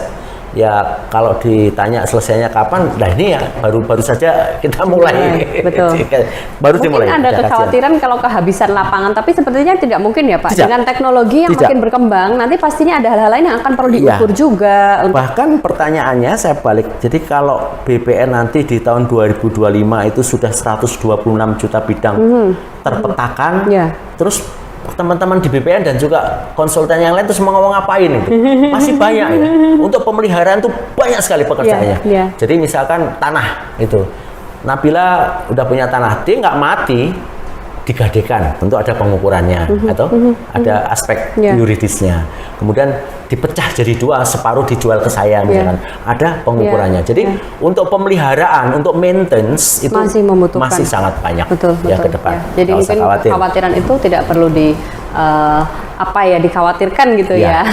Ya. Mungkin ini satu pertanyaan terakhir mungkin ya, atau mungkin 2. Tadi masih ada satu yang lewat Google Form. Mohon izin untuk bertanya, komponen di BIM biasanya menggunakan solid model. Bisakah elemen pada BIM dalam bentuk point cloud yang disegmentasi? Kemudian adakah langkah digitasi data point cloud otomatis untuk remodeling selain digitasi manual, misalnya AutoCAD? Terima kasih. Untuk pemodelan itu belum bisa ya pakai CAD. Jadi CAD itu selama ini kita memakai beberapa program, kita hasil akhirnya saja di CAD-nya. Kemarin kita coba untuk 3D-nya itu di CAD, tetapi klien kita nggak begitu satisfied gitu. Jadi tetap kita pakai yang program yang di BIM tadi, kemudian kita convert ya ke AutoCAD. Itu yang lebih banyak diterima oleh pasar. Bisa pakai 3D-nya AutoCAD, tetapi hasilnya not as good as apabila kita memakai BIM tadi, kemudian ditransformasikan ke AutoCAD. Jadi ya kenapa kita mesti nyari sesuatu yang tidak disukai oleh publik gitu, oleh klien gitu. Mungkin itu jawaban saya. Ya, oke, baik. Terakhir ya, berarti program PTSL apakah masih berlanjut ketika kita lulus nanti? Ya. Bagus pertanyaannya, ini saya suka. Kalian sekarang masuk tahun 2020, lulus kapan? 2024 ya, lulus. Planning PTSL itu sampai 2025. Tetapi masih banyak pekerjaan yang lain. Tadi saya bilang ada K4, K5, K6, KW4, KW5, KW6. Itu juga harus ditempatkan untuk menuju desa yang lengkap. Desa yang lengkap itu tidak cukup dengan PTSL yang ukur K1 dan K3 saja, tidak. Tetapi juga harus melandingkan K4, K5, dan K6. Dan juga teman-teman di BPN masih sangat memerlukan tenaga-tenaga survei dan pemetaan untuk ke aspek ke-BPN-an termasuk di situ pemeliharaan. Itu tetap masih diperlukan. Jadi nggak usah khawatir. Apalagi nantinya BPN mau mengarah ke 3 dimensi kadastral, 3D kadastral. Jadi oke saja. Jadi belajar baik-baik saja. Ya aspek-aspek kognitif segala macam tadi itu dipenuhi. Pokoknya intinya begini. Kalau Anda itu membuat sepatu dengan kualitas yang sangat bagus, kuat, lentur, dicari orang. Tapi kalau Anda membuat sandal itu misah, jadi kemis dipakai jumlahnya sudah bedah, ya itu nggak akan dicari orang. Itu refleksikan pada diri sendiri. Jadi seberapa kualitas diri saya itu Anda sendiri yang tahu. Dengan Anda banyak belajar, banyak berlatih, maka kualitas profesional Anda di dalam pengukuran dan pemetaan tentu akan bisa dinilai oleh orang lain. Gitu. Jadi intinya sekarang udah deh, matangkan diri dulu sama kuliah, kembangkan diri Anda seoptimal mungkin, jadilah sebaik-baiknya. Intinya itu dulu. Baik. Ini Pak, terakhir sebelum kita tutup dan nanti kita akan undang Pak Kaprodi untuk bergabung di sini. Mungkin apa pesan closing statement yang lebih menyemangati lagi nih untuk terutama maba di sini. Silakan Pak. Jadi adik-adik mahasiswa baru yang sekarang sedang kuliah, untuk closing statementnya mungkin bisa memakai pengalaman pribadi saya, bahwa saya itu suka warna hitam. Ya. Kenapa? Itu bermakna bahwa warna hitam itu gelap. Makna yang tersirat maupun tersurat adalah gelap, artinya saya itu nggak tahu apa-apa, makanya saya perlu belajar banyak dari saudara-saudara sekalian. Itu. Ya, tepuk tangan dong semuanya. Ya, dimaknai dengan sebaik-baiknya ya. Dan dari sini saya juga banyak belajar nih dari Pak Bambang, bahwa Pak Bambang itu tidak takut dan tidak gentar dalam mempelajari dan mendalami ilmu. Jadi nggak hanya memperluas, tapi juga mendalami sehingga menjadi ahli di bidang tersebut. Dan selalu dicari gitu. Dan kalau kita lihat ya, tim-timnya itu banyak, tim-timnya juga usianya juga banyak yang muda-muda juga, dan mungkin nanti suatu saat kalian menjadi salah satu di antaranya. Iya, why not? Tapi itu langsung face to face dengan saya gitu. How deep? Betul. Jadi kemampuan Anda itu sampai di mana, ya kan? Nah, makanya tadi buatlah sepatu yang bagus. Itu intinya. Sepakat ya, begitu. Nah, kita akan undang sekarang Pak Rahmat untuk masuk untuk memberikan kenang-kenangan, Pak. Monggo Pak Rahmat, dan Pak, kami ucapkan terima kasih banyak sekali atas insight yang telah diberikan. Pak, monggo silahkan. Ini kita ada sedikit seremonial ya di sini. Pak Rahmat ya, tadi adik-adik sudah bertemu juga, dan ya, siang ini kita akan memberikan sedikit souvenir atau kenang-kenangan dari Sekolah Vokasi UGM untuk Pak Bambang. Kita apresiasi sekali ilmu yang telah diberikan, pengalaman-pengalaman yang telah diceritakan, dan mudah-mudahan ini menandai juga bahwa ya, kita semua mendukung kalian untuk maju. Sebentar, tak cepat dulu. Nah. Ya, biar tampak. 3, 2, 3. Ya. Oke, tos. Pak, tos ala COVID ya. Oke. Sambun. Terima kasih banyak, terima kasih banyak. Sekaligus kita tutup. Wassalamualaikum warahmatullahi wabarakatuh. Waalaikumsalam warahmatullahi wabarakatuh. Terima kasih banyak. Kami berpamitan dari sini. Terima kasih semua atas partisipasinya. Baik, ya. Oke, terima kasih banyak.